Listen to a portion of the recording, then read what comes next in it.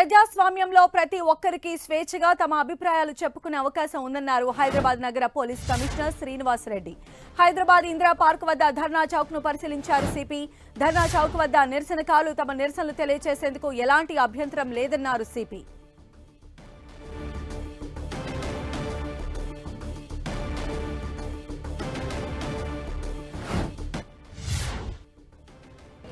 అంటే ధర్నాలు చేయడానికి పబ్లిక్ ఇబ్బంది జరగకుండా ఈ ప్రదేశం ఎంత అనువుగా ఉంది, ఇక్కడ ఏమైనా సమస్యలు ఉన్నాయి, దీనికి ఏమైనా కొంచెం రీడిజైనింగ్ చేయాలనే ఉద్దేశంతో వచ్చాను. కానీ మనకి ఫ్లైఓవర్ వచ్చిన తర్వాత ఈ స్టీల్ బ్రిడ్జ్ అనేది ఒకటి వచ్చింది కాబట్టి రైట్ అప్ టు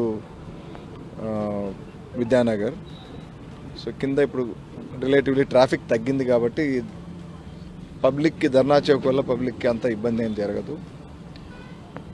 సో ఇక్కడ ఎప్పటిలాగానే ధర్నా చౌక్లో అనేక సంఘాలు వారి వారి గ్రీవెన్సెస్ తెలుపుకోవడానికి చేసే ధర్నాలు ఇక్కడ చేసుకోవచ్చు.